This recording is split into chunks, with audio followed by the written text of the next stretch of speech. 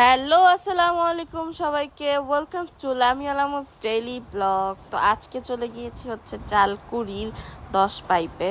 তো ওইখানে গিয়ে আমার এই রেস্টুরেন্টটা ভাল লাগছে। গিয়া দেখে একদম বাজে অবস্থা। ঢুকছি সুন্দরভাবেই, কিন্তু উপর দিয়ে লাগছে যে রুফটপটা অনেক সুন্দর হবে, মানে খুব ক্লাসিক লাগছে। ভেতরে পরিবেশ ভালো না। ভেতরে গিয়া দেখি কেমন মানে আমার বিরক্ত লেগে গেছে। তো দেন হচ্ছে আমি ওইখান থেকে বের হয়ে ট্রাই করি নিচে যাওয়ার। বসছিলাম কিছুক্ষণ, তারপর দেখি না, ভাল লাগতেছে না, খাবার দাবারও তেমন ঠিকঠাক নাই। তারপরে একটু সামনে হাইটা দেখি যে সামনে আর সিরিয়াল বাই রেস্টুরেন্ট আছে। ওই যে রেস্টুরেন্টে গেছি সেটা হচ্ছে সেন্টারও, তো নামটা মনে নাই, তো তোমরা দেখা নিও। দেন হচ্ছে গিয়ে কিছু একটা পাই ভালোর মধ্যে। তো রাইস বল অর্ডার করি, দুই টাইপের।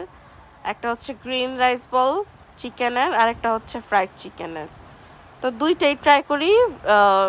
গ্রিন ফ্রাইড রাইস যেটা, সেটা তেমন টেস্ট ভালো না, মজাও না হামুরি। আর যে আরেকটা ছিল ওইটা মজা ছিল। আর স্টুডেন্টদের প্লেটার হিসেবে পারফেক্ট ছিল প্রাইসটা। চিকেনটা আমার কাছে সব থেকে বেশি ভালো লাগছে।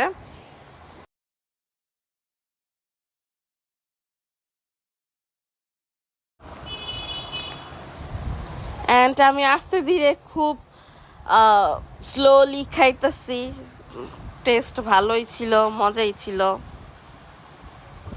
চিকেনটা খাইয়া খুশি হয়ে গেছিলাম।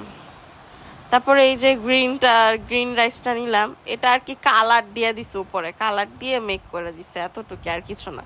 এটা আহামরি আমার তেমন ভালো লাগে নাই।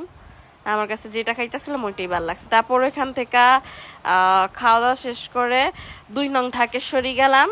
সেখানে হচ্ছে মালাই চা ট্রাই করব। তো নিয়ে নিলাম মালাই চা। এখানে সবাই দূর দূর জায়গা থেকে সবাই খাইতে যায়, মানে যারা আর কি চেনে তারা রেগুলারই যায়। তো আমিও প্রায় প্রায় ঢাকেশ্বরী গিয়ে এই মালাই চাটা ট্রাই করি। এটা খুব মজা।